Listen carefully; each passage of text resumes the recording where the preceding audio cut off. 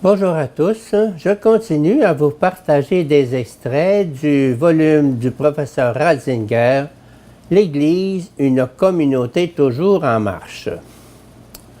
Si l'on regarde maintenant en parallèle les paroles de Jésus ressuscité en Jean 20-23, il devient évident que l'autorité de délier et de lier consiste essentiellement dans le pouvoir de remettre les péchés, pouvoir confié à travers Pierre à l'Église, confère également Matthieu 18, 15, 18. Ceci me semble un élément de la plus haute importance, au cœur même du nouveau ministère, qui ôte leur énergie aux forces de la destruction. Il y a la grâce du pardon. C'est elle qui constitue l'Église. L'Église est fondée sur le pardon.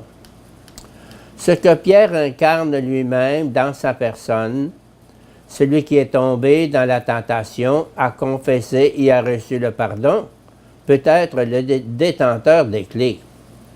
L'Église est, dans son essence la plus intime, le lieu même du pardon d'où est rejeté le chaos.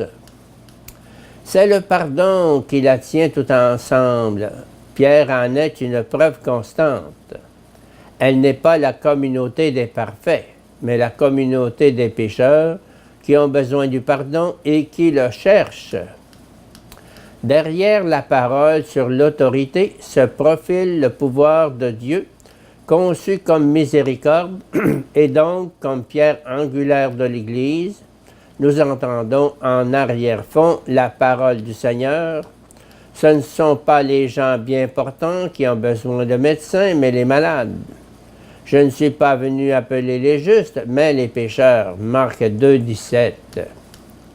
L'Église ne peut naître que là où l'homme atteint sa propre vérité, et cette vérité consiste justement dans le fait qu'il a besoin de la grâce. Par sa mort, Jésus a fermé la porte à la mort, à la puissance des enfers. Il y a comme mis un couvercle. Il a ainsi expié toutes les fautes, de sorte que de cette mort qui est la sienne jaillisse ininterrompue la force du pardon. La succession romaine de Pierre. La succession ainsi constituée doit affronter très tôt un modèle essentiellement intellectuel et anti-institutionnel que nous connaissons dans l'histoire sous le nom de gnose. On y érige en principe la libre interprétation et le développement de la spéculation sur la parole. Face à la prétention intellectuelle avancée par ce courant, très rapidement, le fait de renvoyer à de simples témoins ne suffit plus. Il devient nécessaire de donner des points de référence pour le témoignage. Les sièges apostoliques, les lieux où les apôtres avaient prêché, deviennent les points de référence de la véritable communion.